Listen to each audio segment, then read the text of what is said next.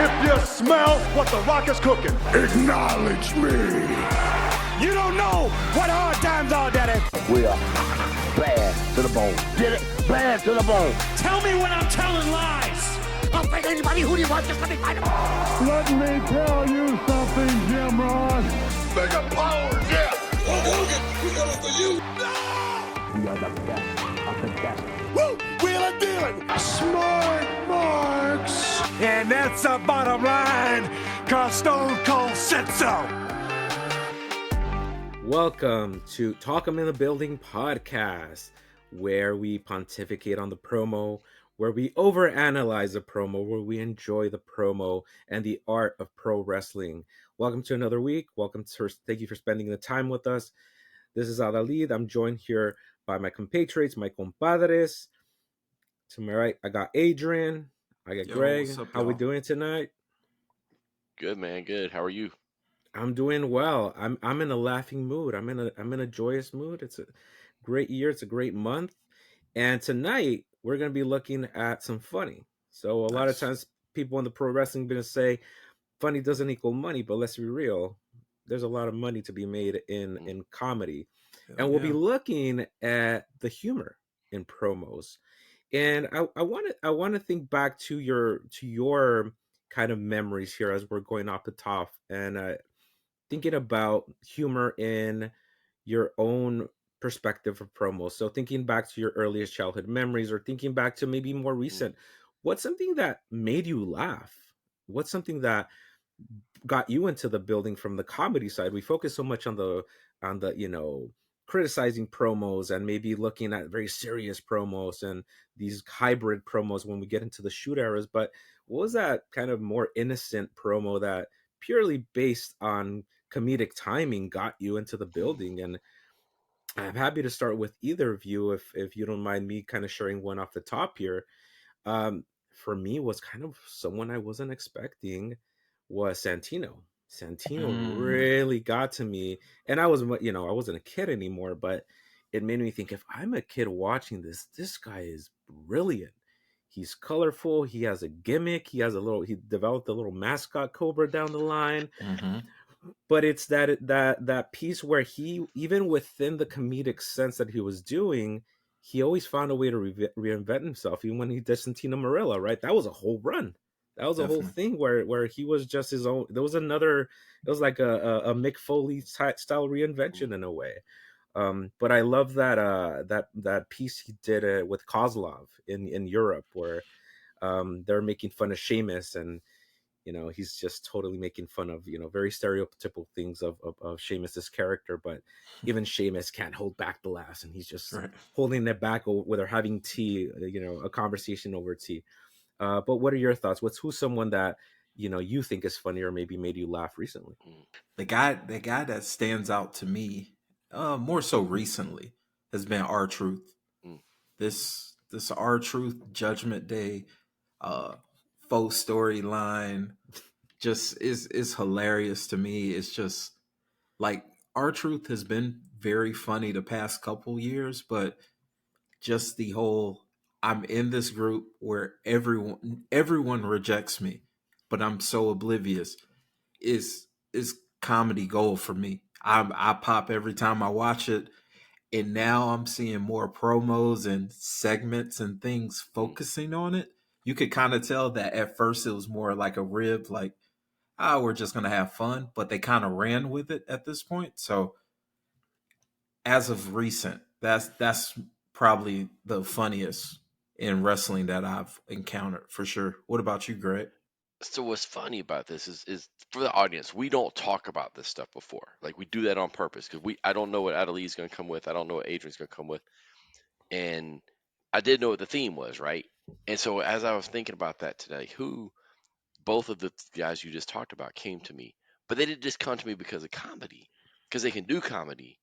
But they're both so underrated as an overall talent, because they can come across as that nasty heel. I've seen it with both of them.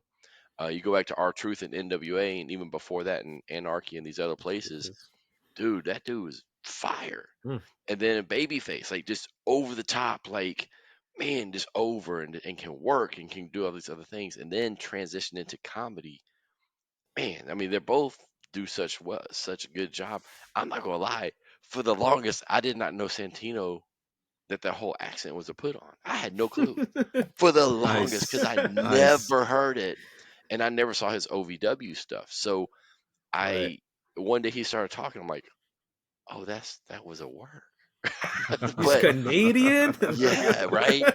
It was. I was like, what the world? But then his timing. You think about R-Truth's timing, and R-Truth can make. You think about he busted up Brock a few years ago, and in the middle of a segment, and just certain things he does. The whole little Jimmy stuff was over the top. Mm, Hilarious.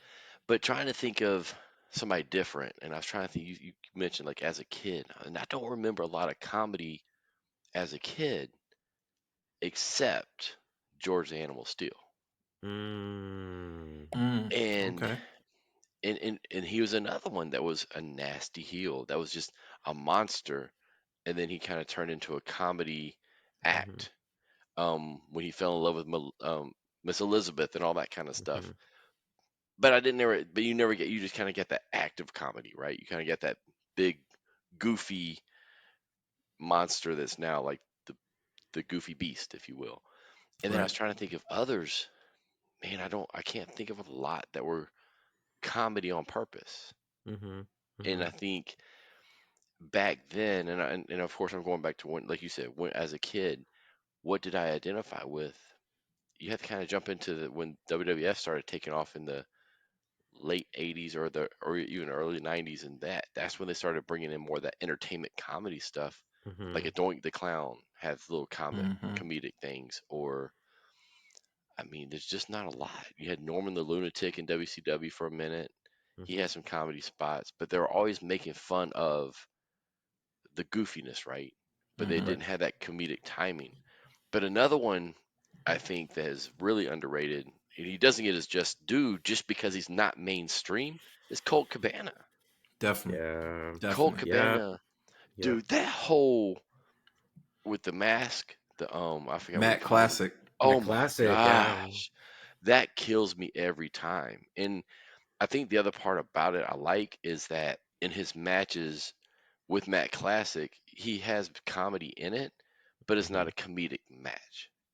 Mm. Right. It's like he brings all these little things in from the old school Mm-hmm. and all these the big stomps and the and all these different things, and it's just like, man, he's comedy gold. Yeah, for sure. But another one, and I think this is a theme, another one who can go when they can do so many other things.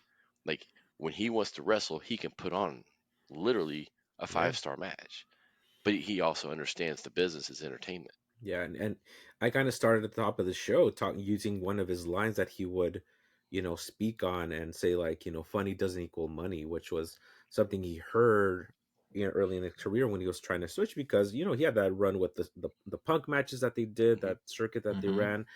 And him embracing that, I feel like everyone who does it, who embraces it and does it well to your end, a Colt Cabana, is a great point, who inspired others, inspired all these Definitely. indie wrestlers, Hmm. not just Definitely. from the comedic sense, but to capitalize on it with merch, with, Mm.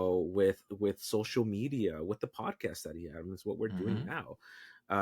It's pretty incredible. But it's funny you mentioned him because I remember Lucha Vavoom, which is this hybrid Hmm. burlesque comedy show they would do out here in LA. What that wasn't necessarily for the wrestling fan, like the hardcore fan. It was more for a casual, but he would come out as Matt Classic, and to the Nice. casuals, he was just this guy that came in a lucha mask that had a really great act, and that's what Hmm. they saw him act as, a great act, because after the fact he'd have a merch line and people would be lined up. So it worked, obviously. So That's one other awesome. one just popped into my head, Mm-hmm. more recent, the last couple of years. I mean, he's passed away, unfortunately. Hmm. Question mark. In NWA, Ah, yes. him NWA. and Aaron Stevens, Yes, dude, yes, yes. that Yeah. Over. was crazy. Ooh. And the thing was, that was supposed to be a one-off thing. That was a Right. one-off Mm. show that he was supposed to do, and that thing just got so over. Mm-hmm. I mean, just crazy. And Aaron Stevens, I mean, you take him when he Yeah. was doing the whole He, The Miz style Miz. thing. Oh Yeah. my Yeah. yeah, gosh! that was But yeah. I mean, yeah, that question mark thing was hilarious. And it Mm, had legs too, which Yeah, was crazy. With like yeah, yes. that's hilarious. talk about like maximizing your minutes. Mm. Hmm. And just before we move on, one person I definitely have to shout out because he's one of the greatest wrestlers of all time. He never really gets his respect, his due. Jerry the King Lawler Hmm. was hilarious on Mhm. WWF programming when he was going through things with Brett, and then once he got on the announce table, Hmm. even though it's highly inappropriate, a lot of the jokes now looking back, they don't Oh age no. well at all. But as a kid, it, it had me in stitches. So you And know, you know what got me about him? And you're right. He's definitely underrated. Like when people talk about their Mount Rushmores and stuff, he's never hmm on there, and he probably should be. But I grew up again. We've talked about that block of superstars of wrestling: Joe Pedicino and Bonnie Blackstone that hosted it here in Atlanta, and we got to see everything. We were so spoiled, hmm and so I grew up watching him in Memphis, Mm. and then he shows up on WWE, and I'm like, completely different. who is this? Wow. Like, what in the world? Hmm All I know is this mega baby face, this, I'm gonna fight from underneath, and I'm all hmm this type of thing. Then he gets there, and he has a little bit of a comedy edge. He's a heel, and all this. I'm like, hmm what in the world? Like, I was so confused. I'm not gonna lie. Definitely, And but you're right. I mean, he always had that comedic side to him, and he is that entertainment side, right? definitely. Yeah. And the reason Kevin Owens can speak English. No, just kidding. The story goes that Kevin Owens learned English from listening to Jim Ross and Jerry the King Lawler. Hmm. Hopefully more Jim Ross, but let's be real. Puppies was his first word. Right. Oh Lord. Right. So thank you for sharing out, and this is why I love these conversations, because we asked you a very general question, and look, we came up with so many people that affected us through humor, right? That utilize humor, that Definitely. craft the promo Mm. thoughtfully when thinking about humor. If you haven't already, like, comment, subscribe, and of course, look us up on socials at Suplex Dinner Club. And be sure to check out our other projects. We talk college football on Dogs versus All Y'all. That's a weekly college football podcast where we don't just talk about the Georgia Bulldogs, we talk about all things college football. The Life and Times Pod, which is short for the Life and Times of a Restaurant Lifer podcast, where I have some chill conversations with some cool and interesting people that I've met in my years in the hospitality industry. And of course, check out Talk 'em in the Building. That's a pro wrestling podcast where we solely focus on the promo. We talk about the talkers, we hype the hype man, and we pontificate on the promo. It's a fun project, and if you're a pro wrestling fan, I'm sure you're going to enjoy it. If you're into TV and movie reviews, check out Four Corners Cinema with Ari and Adrian, a podcast where two lifelong pro wrestling fans review film and other forms of media that just so happen to have some of our favorite pro wrestlers. The Suplex Dinner Club family is growing, and I would love for you to be a part of it. As we dive into the promos tonight, I bought 3 promos for y'all to Nice. blindly react. As Greg said, I think these are the best ways to kind of engage and really see what we think of something. And some of you're gonna be very familiar with. This first promo that I'm gonna share with y'all is from a couple of folks that you definitely know. Um, Obviously, one of which would had much had more success over time. Both very talented. Um, One is Paul London, and the other is Bryan Danielson. And I say Bryan Nice. Danielson because this is several years prior to any WWE run. He probably worked a Mm. dark match or something, but certainly not the Daniel Bryan that we even knew in the Yes Movement or the Kane Tag Team. None of that. So, is that good? We Yep. are in. Yes, sir. All right, Hey, look at these perfect. baby Look at faces. those haircuts. Jesus. Look at these like mid to early 2000s Dude, haircuts. I would not have known that was Paul London. This is Yeah, right. 2009. Nice. So yeah, so this is PWG 100. Um, Near and dear to my heart, PWG. That's my Hell yeah. backyard fed, which is a hell of a Hmm. backyard fed to have, obviously. And yeah, this is early on. Some bangers out there that were held in Reseda, before they moved. And I'm going to let it go from there. This isn't the backstage, which is really just the inside of the Legion Hall over here. Nice. 22nd, PWG Tag Team. My birthday. His birthday. Bring cake, German chocolate. You know, German chocolate. earlier today I was at the beach. True story. I was in the sand, looking out at the ocean, thinking about life, contemplating this or that. Having a slice of pizza, I regret. And I saw some seagulls flying above, dive bombing for fish and kelp beds. I saw some seals playing around, flying. Oh no, he's breaking. I saw some dolphins. Right. Already. Swimming together in a pod. And I realized I need a pod. A 2-person pod. Say hello to my pod partner. Hello. Oh no. He's breaking. He can't handle it. What we'd also like to tell you is that May 22nd, PWG Tag Team Tournament. Pan out. Bryan Danielson, American Dragon, American Dolphin, American Dolphin. Paul London, the Dolphin Master. Nice. We are innovative, and we want something new from the fans of PWG. Because all the time, what do they do every match? Oh yeah, every time that we wrestle, they go out there and they clap. It's like this. It's like, And they still do. and that's great. That's great. Don't think we don't appreciate it. It's awesome. But with Paul Lynn and Bryan Danielson, there's a bit of a buzz going around. Buzz. What we'd like you people to do is join the swarm. Join it. So don't clap for us. Don't clap. We don't need to be clapped for. No, what we do want is buzz. Buzz, huh?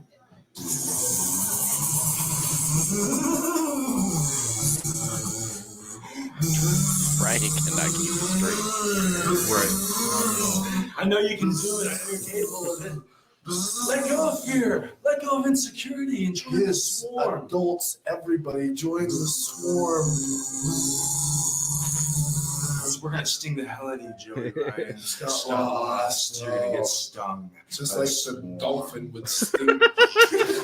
It totally would. It's a hybrid dolphin. It comes from the island of Dr. Moreau. This is Understand? crazy. No, I don't understand. You need to understand, Ryan. You need to understand, man, because when we're a pod, the PWG pod, join the pod or the swarm. Take your pick. Join them both. All right, there we go. All right, reactions, gentlemen. Go for it, Greg. I don't even know what the reaction is. First off, Bryan Danielson couldn't keep it together for nothing in the world. Did they actually put that? They put that out there? Like they legit let that go? That was on the DVD. That was on the That's DVD. Wow. hilarious. But when he said the dolphin thing, okay, they're just kind of going off the deep end, right? And I think he's trying to crack him up. But then when he came back and said, like a dolphin, it stings, I'm like, dolphins don't sting nobody. Like, it didn't even make sense. But it was funny because they started cracking each other up. Right. And it was like just nonsense, to be honest with you. It was funny. And I'm sure, I don't think it probably started out to be funny, but it felt like London decided to go, all right, let me see what I can do with this and just go off freaking. Let me see how weird I can get, right? Right. He got there. Right. When he called on the American Dolphin and I'm the Dolphin Master. Yeah. What? That's what popped me. And then we start buzzing. I'm like, how did we go from dolphins to buzzing? Like, I don't. And then we're gonna sting Joey Ryan, and I'm like, what the heck is going on? I don't know what else to react to. I don't. Yeah. That was crazy. They had me with the haircuts, man. Paul London's haircut. That's bop all the way. That's all I saw. He just needed the puka shells and would have completed the gimmick. Exactly. But I mean, that's funny, and it's also cool because if you've watched PWG, you've seen that environment of those fans as well as the wrestlers. They're having fun. They're just having fun. Mm-hmm. And that's like, I know everyone says it's indie-rific and all of that, but if you're there, you've enjoyed yourself. Anyone that I've spoken to personally that have been to a PWG show, they swear by it. And Adeli's one of the guys. He was one of the first people to even introduce me to PWG. So that's just a perfect example of what was going on in Pro Wrestling Guerrilla, for sure. Yeah, I think PWG, my impression is it doesn't translate well to TV. It doesn't translate well to when you're not there, right? But the live environment, kind of what you just said, anything I've ever heard about it has been like, yo, you got to be there. Right. And they play to that live audience more so than they try to play to a quote unquote TV or internet audience that's watching it. I think that promo kind of taps into that. Because as he's saying, we want you to start buzzing, I'm like, I guarantee that group of fans They were started all buzzing in at that at the next show. Yes, sir. Guarantee it. Absolutely. And you kind of spoke to this meta, idea that a lot of these just lived within PWG, but because these fans were so hardcore, they would see this on the DVD, and next time Danielson would be in town or some effect, they would not forget that. They were some even if he wasn't a super serious feud, they would find a way to stick it in there, or another wrestler would bring it up. I mean, the same company that had Liger come in because he wanted to do something stupid and funny. And if you just Google Liger and PWG, and you will enjoy yourself. That's all I'll say. That's for the story for a different day. Nice. A little addendum to it. So I love the fact that Bryan is such like this hardcore wrestler, but these are the instances where you see those little glimpses of comedy, those little glimpses that eventually get him over with Vince, because that's almost like his litmus test is like, I'm going to give you this little kind of ridiculous gimmick to get over, whether it was, pairing him with Kane or even the AJ Lee romance that he had eventually. And he made it work. He made folks react to it, and then parlayed that into the Yes movement, and obviously like so many other accolades. So it's always really cool to kind of go back to these not so indie roots, because at this point, PWG is pretty well established at this point. It's true. Oh, I think what you just said, I was not a fan of Daniel Bryan in WWE. I knew him. I didn't watch him a lot on the indies or any of that. I knew him, right? I seen his matches. They were good. I enjoy watching the matches, but as far as a character, he was boring. Like, I'm like, dude, this dude is boring. But just seeing that, kind of what you just said, like, I had no clue he had personality back then. Not until he kind of got with Kane and stuff, you start to see that personality come out. And I'm like, man, where is this dude? Like, as I was playing, I'm like, where was that? Where was that when he was on the whole NXT stuff or the Nexus stuff or any of that kind of thing, right?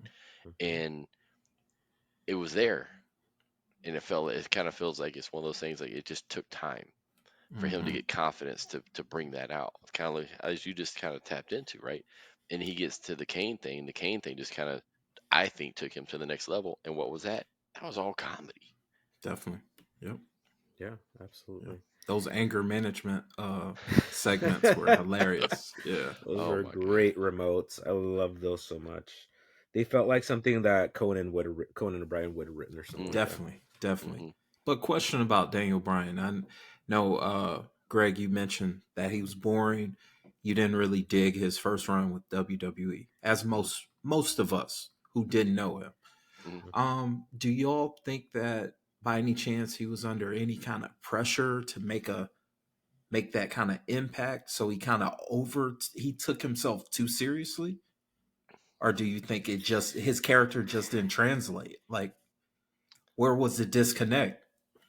I think that's what he thought would sell, right? That serious demeanor. I remember when he truly came out of NXT and he wasn't saddled, with that whole contest business. His gimmick was coming out with the robe with Regal. I mean, he always had Regal's colors, right? But that was the gimmick, is like, I'm really good at wrestling. And there was nothing beyond. There was no crumbs were given for him to display, like Greg said, any sense of personality. And if we know anything through interviews and just through his own speaking since, he's okay with that. He was okay with that to a point. He's like, I don't, even to this day in AEW, he says, I don't need the I don't want to be champion. I just want to wrestle. And I think he's in this point of his career right now that, you know, having that avenue in New Japan and still being in AEW and not having to wrestle so many matches because he's had, you know, new lease on his wrestling life. He's content with that. But as fans, you know, there's still that sense of personality that comes out because now he's back to serious promos, right? If you catch promos nowadays. True. I think kind of like he was so serious to me. He was like Benoit. And he was like, you know, go back to early Benoit. I just want to come out and wrestle. Malenko, I just want to come out and wrestle. And they made no money. Let's call it what it is, right? Malenko didn't get over. He really, truly never got over. No. To be quite honest, he never got to ability-wise in the ring, second to none. Right. Benoit finally got over, but he never reached the level he could have if he had a personality. And they tried it here and there, right? And I'm not saying that. And then you look at Daniel Bryan, same thing. Even to this day, he just wants to go wrestle. He wants to put on the best match. You can go back to early CM Punk was the same way. I want to come in and try to impress them. If you listen to him talk about his OVW time, he put on weight. He thought this is what Vince wants. That I need to be more serious. I can't be this person. And he did the same exact stuff. And there was kind of like a Paul Heyman that said, "No, be you." And then somebody had to come and bring this out of Daniel Bryan. Daniel Bryan made his millions, and he's getting paid, I'm sure, quite well with AEW, based on the Yes Movement. Let's call it what it is. 100%. And how did he get over? He was over in Miami when he faced Sheamus because of yes, and he lost like that. Yeah. And that actually got him more over because people were getting more behind him. And what did he do? He had the worst match on the card, if you want to call it a match, and came out of it better off. As opposed to a 5-star match. True blessing in disguise. 100%. Very true.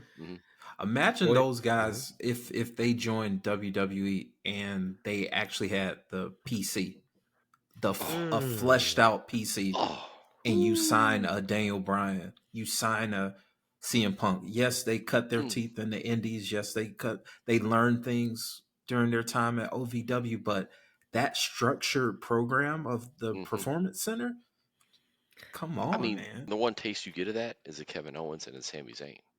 Yes. That's true. That's very true. They're kind of in that. They're kind of like right after that generation of Daniel Bryan and CM Punk, but they weren't quite where the PC became later. But they're right in that spot, that sweet spot. That sweet spot with Dusty's around. Boom. Yes. Yeah. And same thing with Seth Rollins as well. Yeah. That's a fact. I was gonna say Balor, but I feel like he's just embracing that comedy side now. Yeah. That's true. Going back a couple paces here, you spoke on getting over. It makes me think of that group you just mentioned. When the Radicals come in, who gets over the most and why? Guerrero. Yeah. Right. That he threw all his. We knew he had wrestling ability. Yeah. He threw it all to the side, and he did a comedy act. That whole China act, the whole Mamacita thing, that now still like Rhea Ripley still like references, right? Right. That gave him that personality. That really got us to know, like, here's this, this effectively this like Chicano homeboy from Texas, and I got a personality now, and I'm really great at wrestling to boot, and come from this historic wrestling family. Yeah, exactly. Yeah. Which were super racist, but that's sort of. But it was. Thanks, Vince.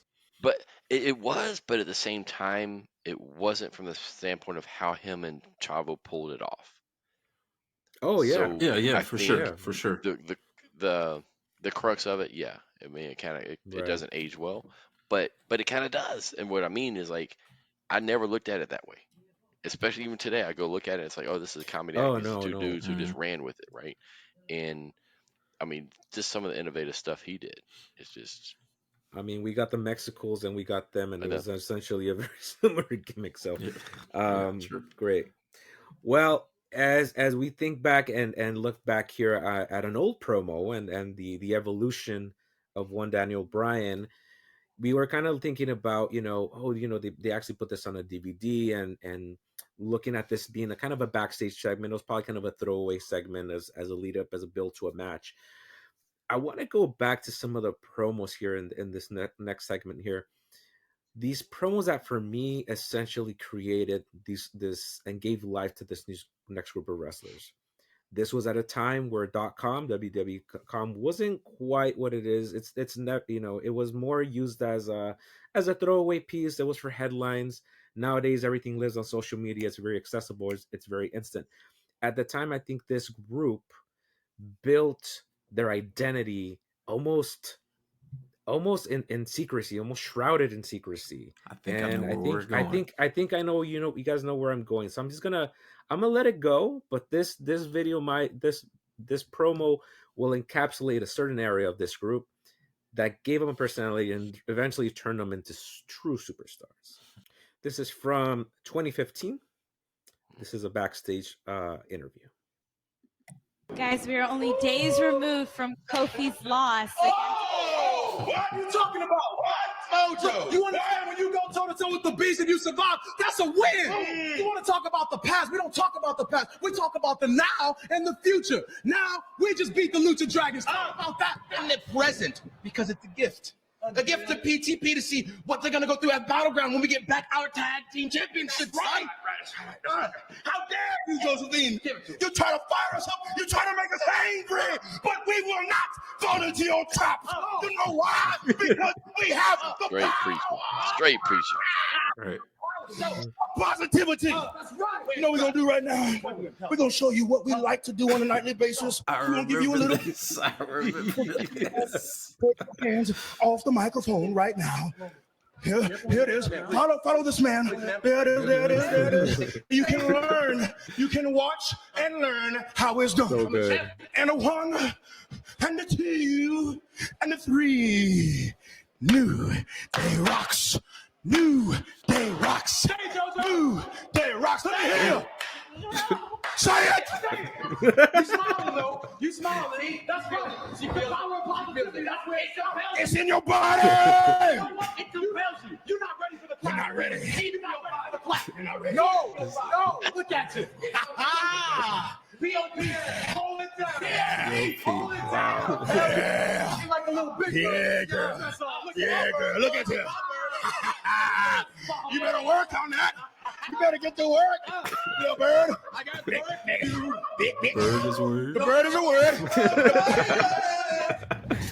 Dude, I watched that clip so many damn times, man. Yes! I watched that so many times. That was one So of my good. favorites, bro. So man. Dude, all those .com clips, man. It was just like they're money. Just put them on TV every time. Yeah, definitely. What stuck out to you? So having seen the clip quite a few times, what kind of, like, as you're reminiscing at this moment, Man, you could tell that those three just have fun together. They legit, genuinely enjoy each other's presence, and that comes beaming off of that screen. And around that time, they weren't even really getting they were getting the push at this point. Right. But prior to it, all you saw, I mean, once the New Day was debuted, we were all like, what the hell is this? There are three preachers, and the vignette was super Kurt Franklin stompish. And we were just like, what the hell is this? And then you saw Big E with his preacher handkerchief. That was his gimmick at the beginning. Yeah. With New Day, he would wrestle with his handkerchief like a pastor, a Southern pastor, and swipe his sweat. And it was just like, what the hell are y'all doing? But they made fun of it, and they had fun with each other. And on WWE.com segments like that, that's what got a lot of us involved and enjoying it. And from there, it just took off, man. Like, I still remember that SummerSlam when they won the titles, and Kofi was like doing some kind of weird hop off of his ass on the mat to celebrate. Yeah. And I was in stitches. I was like, this is the greatest thing ever. And New Day is my favorite now. So I love it. yeah, man. Yeah. Greg, how did you experience the New Day as they were kind of coming up? And maybe through this clip too. So I loved Kofi. Like, Definitely. boom, boom, Kofi. Mm-hmm. And so, and I always wanted him, I always felt like, man, he just needs something. He needs something. And I liked Xavier because I remember him with Consequences Creed and going back to all of that. So I always liked him. Big E, I didn't care nothing about. So just being honest, like I didn't see much of him. Like NXT at the time, wasn't on our radar so much. Then he was with Dolph for a little while, so it's kind of like, yeah. But when they first did the preacher thing, I was like, same thing. Kurt Franklin. Oh, now we're going down the Kurt Franklin thing, right? What are we doing? What are we doing? And you start to see this, but like you said, the .com stuff. Though a lot of talents realized we have a lot of leeway here. Yeah. We don't have a time. We can do whatever we want to do. And I give Miz and Morrison credit for that. Because if you go back to their show that was on .com long before we had podcasts and all this other stuff, that's where they started to get over. That's a good And point. Miz and Morrison are the ones who said, oh, we're going to take, that's before Z Long Island Story, all that kind of stuff. They said, let's take this thing to another level and let's do whatever we want to do. Nobody's listening to it anyway. And they started catching attention. So then I think that's where the crux of utilize.com the best you can. Then you start moving forward, and I think New Day took it to a next level. The nice thing about New Day, I think they realized, oh, we got Kofi, who has some veteran credibility, so we can take some risks that we probably wouldn't be able to take if it was just Xavier and Big E. But then when they started doing these things, even to this day, I still look at Kofi, I'm like, is this the same dude? Like, he always had personality, but he didn't have that. Right. And this is dance and everything. And I felt like Big E brought that out. I feel like the glue is Xavier. Yes. I feel like he's the one that's like, all right, here's what we're going to do. And then Big E takes it to the next level, and Kofi kind of rolls with him and takes his stuff to the next level, right? Yeah. But I think it's the glue and the foundation is Xavier. The personality that brings everything out is Big E. Yeah, I agree. They even said that Kofi has said multiple times that it was being paired with Big E and Xavier that lit a fire in him. It relit a fire. Right. Because, he's pretty much, just floating around on the roster before then. He was a upper mid card guy for forever. Yeah. Yeah. Not even upper really at that point. Yeah, he was just floating around. Like after Air Boom, it just went flat. It just went super flat. Yeah, for sure. And I mean, he's kind of like wasting away. He was at ECW for a little while. Then he's on Main Event all the time, or whatever we had. But no, they're hilarious. Yeah. And I think when you realize how funny they are when you see like JoJo's reaction. Yeah, exactly. And even to this day, she was always fodder for them, by the way. Yeah. But then it becomes Kayla, right? Now Kayla, later on, Kayla becomes that person. They start to connect with certain people, and they just start, here's where we're going to go with that. We always talk about the most successful characters are extension of you. Definitely. I think that's an extension of them. When they talked about the power of positivity, if you listen to podcasts or anything with them, you don't never hear them negative about nothing. No. Even taking chances. I mean, you hear Xavier be like, hey, I was going to get fired anyway, so hey, we're just going to do this, and we're going to have fun with it and all that. And I've never heard him talk negative about TNA. Right. I've never heard him talk negative about NXT. I never heard him talk negative about anything. Same thing with Kofi, right? Yeah. And I think that they are all three truly positive people. I had to choose between several clips, including a 12-minute clip where they're doing stand-up / improv down to they're dapping up the maintenance guy or the popcorn guy. Yeah. And dude like, yes, baby, like, and he just rolls through like, yeah, that guy too. But speaking to your and Greg, like, yeah, they're like, they all seem like genuinely like fun people, and I'm sure these long car rides, if you don't get along with who you're around, you're gonna be switching up cars real soon. But definitely. Something to that effect, something that came from all this, from all their success, that later on was from true life friendship between Woods and Kenny Omega, was something that I never expected to happen, and it happened at E3, which doesn't exist anymore. But they did a crossover using Street Fighter, right? Yeah. Under like their side, like they're in New Japan, you know, the elite in New Japan, New Day or WWE, and they're on the stage, and like I'm fully expecting them to show up on Raw like that, you know, like the next week or something. Obviously, that never happens. But it was so cool because you can tell that the fact what that he just was given up, down, down speaks Yeah. volumes. Yeah. And huge volumes as to, and the fact that not only has he had up, down, down, he has talent on there who are no longer under contract to WWE. This is 100%. Man, that's good. Shout out to the party. They play Uno, and everybody works in a different company. So I realized, and I was pulling for New Day from day one. It's one of those types of things, right? Like usually I'm like, man, I like these guys, so I'm pulling for you, but I don't know what you're doing, right? It's just, and if you remember, everybody's just booing the crap out of them, and it starts to turn around. And when I knew it turned around the most, I was at a Ring of Honor show. I think it was Ring of Honor. It was a show in Gwinnett, which is a county here. It's outside of Atlanta. In the parking lot afterwards, everybody's honking their horns and yelling "New Day rocks!" Like, dude, No dude, way. dude. And like it's just organic. Like through the parking lot, people are honking their horns, and people are like, "New Day rocks!" And we're like, Ring of Honor show. And so everybody's leaving, and I'm like, "Oh wow, they have turned it around." Because when you've won this audience over, especially like Locked that, in. with that type of a chant and everything, I was like, "Oh yeah, you got them." And there was no reason. It's just you're sitting in the parking lot and somebody did it one time on their horn and it just went. And it was just, it was crazy. It's contagious, man. It's very contagious. Yeah. Reminds me of the Fandango, everybody humming that. And then more recently, WrestleMania 2023 in LA, first night, Kevin Owens and Zayn win the title, right? And, Zayn had that comedic timing, right? Definitely. And what is the crowd singing? They're singing Sami Zayn's theme song as they're walking out of the stadium. Incredible. Very cool. Well, got one clip to close us out here with pro wrestling, and then one I'll share our non-pro wrestling clip towards the end. A little controversial, depending on your perspective as a long-term wrestling fan with what I'm going to share next.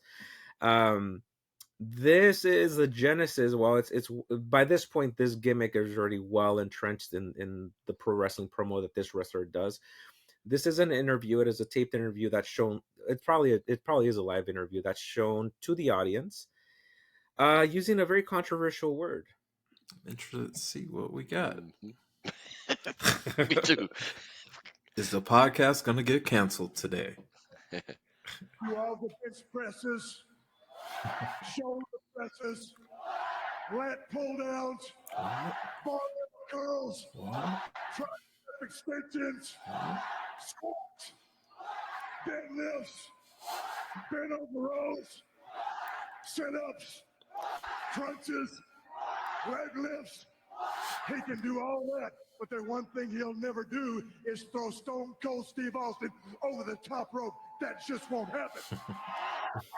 Frosted Tip Cole for the win. As a matter of fact, I'm working on my strategy right now. That's what he said. He said, what? I said, I'm working on my strategy right now. Oh, I looked down my waist and I said, you see that? He said, what? I said, do you see that? That's what he said. He said, what? I said, that's a beer belly. A beer belly. A beer belly.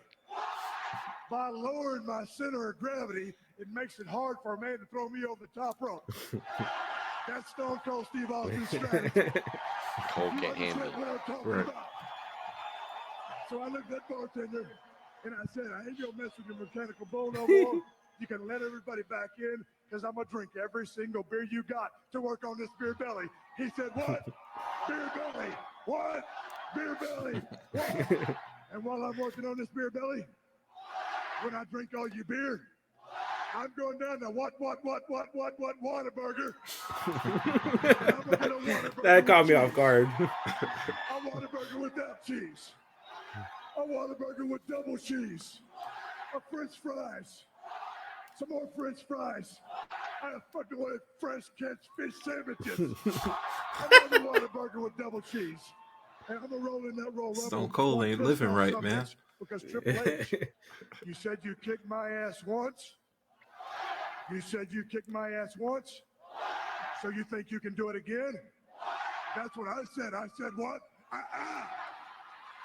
And if you got a problem with that, I can say that to your face. I can say that to your side. I can say that to your pause. back. I can say that to your other side. Or I can say that right to your face, because the bottom line is Stone Cold Steve Austin is going to the Royal Rumble to win, to go to WrestleMania, and that's the bottom line. What? Because Stone Cold said so. Nice. Manic. Look at the crowd. What Jeez, did you man. start, Stone Cold? What the hell did you start? Can you? Golly. Yeah, the fact that people still try it, man, to this day. And insane. That's why I said it was going to be controversial. Yes. They do they do it on Pat McAfee's podcast, and it's hilarious when they do it. Oh, they do it like as a joke. Yeah, right? they do the what? Yeah. Just when someone's going on a rant, they'll just hit you with a what, and just keep it going, keep it going. So obviously, judging by the reaction, obviously we're on the same boat. That just become this kind of like annoying thing that people have to navigate through. But at its genesis, kind of what are you thinking with him kind of leaning on this word? You know, was it creative? Was it something that resonated with you, or was it just it's just another segment of Stone Cold when he was trying to find a reinvention in a way?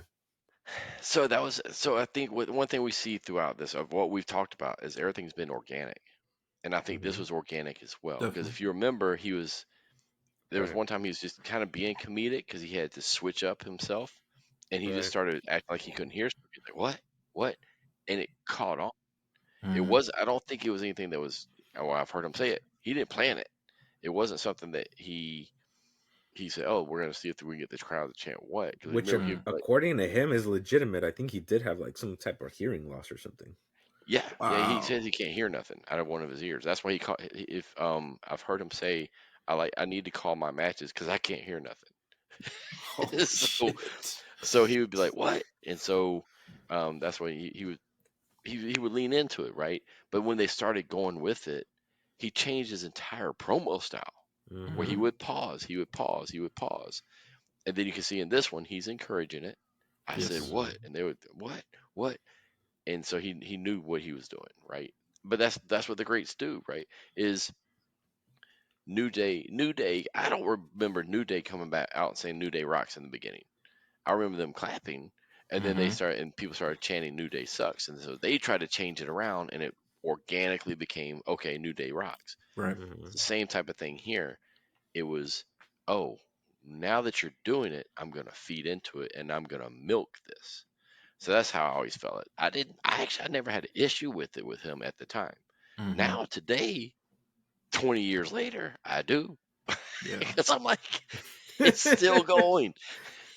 What kills me is when it's a rookie wrestler or some young, not actually confident wrestler that gets thrown off by those what chants. It just burns me up. I'm just like, fuck, man. They're trying to get over.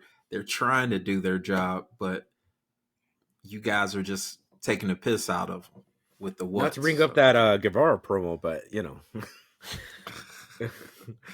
that we talked about a couple episodes back. Well, I think the thing, and I've heard Austin say it because the Jungle Boy promo, sorry. Jungle Boy, yeah. Guevara. But I heard Austin say this, and he doesn't apologize for it. He says point blank, learn how to cut the promo. Yeah. And if you watch Roman, at one point, Roman was getting whatted like crazy, had no idea how to handle it. He gets whatted now. He knows how to keep talking to where I don't give you the pauses to say what. You change up the cadence.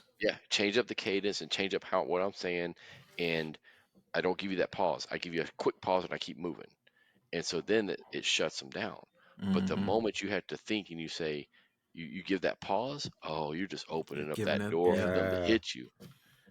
I forgot who shut down the what chant by saying, "Whoever says what, your mom's a hoe." And then people were just like,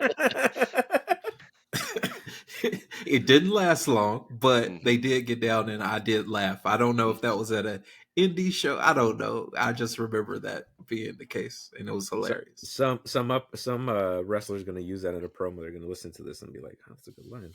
Yeah, for sure. I think what struck me the most was like how much fun he's having. It's just like he's having a blast. He's not thinking like, hey, 20 years down the line, people are still going to be chanting. He's like, this is a great crowd reaction. I'm going to sell a lot of shirts, which he did. I think what's interesting is like in the beginning we talked about who do we remember being comedic, and none of the three that you showed did we mention. That's true. Because I think they're such big stars that they had a comedic side, but they had such a serious side. That's what we identify with, right? Yeah. And that also shows how well versed they are and how great they are. Because you take Austin, and he was hilarious when he was hurt and had to turn heel and do all that stuff. Him and Kurt Angle could do anything, Hilarious. but were beyond hilarious together, right? Him and Eric Bischoff were crazy hilarious together. And it's like, man, how was this dude that was such a badass, the beer drinker, all this type of thing, flip it to that? And it just shows you how great he is. New Day, I think we had three very different people here, right? You had Austin, who could do anything, New Day, who understands our niche, and we're going to keep pouring into this niche, and they haven't changed much.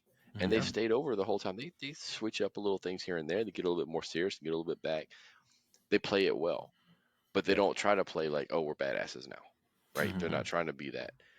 And it's kind of like, and then Daniel Bryan, we saw glimpses of what he became and how he got over, with that personality piece, right? I think that's three very different styles that we saw of comedy, but also knowing their careers now. It's like, wow. Well, now that we've watched all the promos, I can kind of like let you in. I really appreciate that you said that. The way that these promos came out, they were not people that we thought of that way, right? And it also by design, because I chose them because all of these pro wrestlers I've gotten to know, because some of them had podcasts, some of them have done like in-depth interviews, and all these guys, or even through their own work, all these performers, I have a sensibility and humor that they do. Like I find their stuff funny. When Daniel Bryan was doing stuff, when they were doing the JBL and Cole show, and he was doing this magician gimmick. If anybody goes back and just literally Google Daniel Bryan magician, and Regal's like his assistant, and they're doing the stupidest shit ever. It is hilarious. It is incredibly funny. Nobody saw it, right? It was on this throwaway TV YouTube show. Didn't he wrestle a bear on that? He wrestled a bear who ended up being Hornswoggle in a little bear costume. And then he's like, I beat another bear. I'm like, no, it's me, something like that. Just brilliant, dumb stuff, but it really showed that other side of him. Stone Cold, stand-up comedy guy. He talks about it in podcasts when it was still like, airing. And then what threw me off the most, where I'm like, wow, I am really of the same sensibility. The New Day, and when they're one of the podcasts when they were doing regularly, and they didn't have a lot of oversight for a while. I felt like they were pretty self-censored, I guess. They mention this I guess he's not obscure that much. Phil Hendry, who's this comedian who does multiple voices. He basically like does a morning radio show, a morning zoo show by himself, and he's all the voices, right? Nice. And they mentioned them very casually, like, oh yeah, on the car rides we listen to Phil Hendry. I'm like, I'm in. I don't care what you guys do.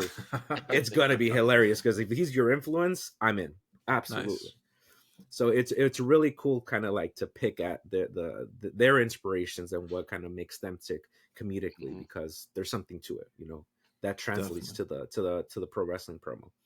Definitely. Man. Well, gentlemen, we're gonna close out our night with one of my favorite promos of 2024 wrestling. Let's do it. Whether it's wrestling related or not, I'm still gonna say it, and I think the year will end, and I think it's still gonna be my favorite promo, and you will see right away what I'm talking about. I will not say much. I'm just gonna play you a clip And we're going to see it truthfully as a pro wrestling promo, because to me, that's what it played as to me. And it's not going to be a surprise once you see it, but let's save our reactions here. I can already see the faces. Oh, Lord. Yeah. Somehow I knew this is where we're going. Right. Yes. All right. I'm going to play just a portion, because this thing's like over 2 hours. So Yeah. this is just a clip. But it's a clip that I like. It's a portion that I really enjoyed. You asked him, did you steal Katt Williams' joke? Yeah. He said, it don't line up. How it don't line up that I did it on TV in 2018? You came to see me at the Comedy Store do it in 2019 and then did it on the Kings of Comedy. Like, what doesn't line up? This is a televised joke that Mark Curry helped me punch up and get to the level that it was. The same Steve that went to go watch Mark Curry do his whole sitcom and then stole everything Mark Curry had. Now Steve got a sitcom where he the principal and he wear a suit and then he gets this high top fade, making all black men think he got the best lineup in the business. And it's a man unit. Then you ask it, why you not a movie star? I didn't want to be a movie star. This the same Negro that hated on Bernie with this same thing. I didn't want to be a movie star. No, you couldn't be a movie star. There are 30,000 new scripts in Hollywood every year. Not one of them asks for a country bumpkin black dude that can't talk good over KB and look like Mr. Potato Head. There ain't none. You would have to have range. I played a lot of characters, 60 movie roles. I'm not playing Katt Williams in there.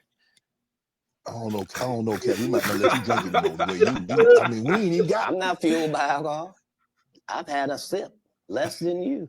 Oh, man. All right, I'm going to stop it. Man, Shannon more. didn't know, man. Shannon did not realize what he had on his hands. There's so many promos in that interview. Oh, my It's gosh. so good. It's so good. And if you go, like, they just took out so many clips, and those clips are generating so many views. Oh, my It's gosh. crazy, man. The best promos have truth in them. Definitely. Every single one. And you believe the truth. Now, if you're the heel, you twist it your way. If you're the face, you twist it your way. But there's truth to it. We've seen it week after week. We sit here and talk about different promos, and every single one has truth. Every single one. What Katt Williams just said, he believes. Now, the follow-up to all of that is there are plenty of clips that came out and totally supported exactly what he just said. Right. So he's talking the truth. And all he's doing is retorting exactly what Cedric and Steve Harvey said on that same show with Shannon Sharp. So it's kind of like, hey, last week on Raw, you said this, so now I'm on Raw this week, and I'm going to retort as to what you just said. Right. And that's what Katt Williams just did, man. And it's like, and his time, but listen to his cadence. Yes. He did not mince his words. He has confidence. He knows what he's talking about. His pauses, his cadence, even down to the fact I've had less than you, and he just simply said, and I'm like, dude, ultimate showman, bro. It's almost unfair when guys like stand-up comedians do like podcasts and stuff, because they're so damn good at it. You know, they're good at timing, like you said, the cadence and just everything. It's just chef's kiss. That line got cut off at the end, but he says, the truth don't need motivation. I want to like frame that and put it in like my house or something like that. You know, it's Facts, like so many man. like just gems in there. Facts. But shout out to my barber, because I do remember back in 2000, he told me that, and I laughed at him. I said, "You're lying." He's like, "Adrian, trust me. Steve Harvey has money, and money provides you these kind of things with man units." Wow. And sure enough, he's been my barber for near 20 years. Shout out to Jay. He just started in the past couple years installing like those hair units to guys. He even texted me. Like I told him, I walked into his shop one day and I saw the 3 little mannequin heads with the 3 different style of man units. I said, "Jay, what the hell is that?" And he was like, "Hey man, people want it. I got to provide this service." for sure. I said, Wow. please text me as soon as someone comes in for this." And sure enough, he texted me when the older gentleman came in. I just casually walked in. I didn't need a haircut. I didn't need anything. But I made time to sit down and watch that unit get installed. And within 2 days, the guy came back because his wife just cussed him out because they were making fun of him. They were laughing at him. They were like, "I don't know what the hell are you doing? You're Homer Simpson, bro. What are we doing right now?" But he did look good when he initially walked out the shop. I will say that. Gosh, I'm dying over here, man. That interview, I don't know if y'all watched that whole thing. I watched the Yeah. entire thing. Oh, And really? Absolutely. I did. Absolutely. And you got, and the thing is, when you do it, you see everything Mhm. in context. Now, I didn't Mhm. watch it all at one time, but you see everything in context, and you see, because a lot of people say, "Oh, he's just blasting him." I said, "Really, he's not. If you sit Mm-mm. there and watch it all in No. context, he doesn't really blast anybody. He's responding to what was said, and he's calling things out, and he's And not he just even calling walked them all in out. and said that. He walked Yeah, in saying, Yeah. "This is my yeah, purpose of me being here right now." yep, yep." And I wish we had the Ricky Smiley retort. I haven't. Oh, It was very similar to a it's Jungle Boy. yeah. How you gonna be on your own radio show, stumbling, bumbling over your own words, trying to come back on it, and then Ice Cube comes on the show and says you were never gonna be Money Mike. I was like, Oh. bro, I get. I was like, oh man, it He was should just have. like, He should have hit the emergency glass for his dress. That gives him superpowers. dude, there's so many things that, In case of danger. Oh my oh man, gosh. there's a whole lot to unpack on that. It's Yeah. it's Right. it's so amazing, and just the callbacks and the memory and the wherewithal to remember all these things that are like past lights, things that Right. he probably held on to. And it's Hollywood. Like everybody, half the time when we find out things, half of Hollywood or half of the comedic community already knew. Hmm. Mm-hmm. Well, Mm-hmm. and so jumping back into the promo thing, I just thought of something. So about Cat, we talked about Santino, and I Mm-hmm. said, hey, Santino did the. If you remember, he did the fan thing. He jumped in the ring.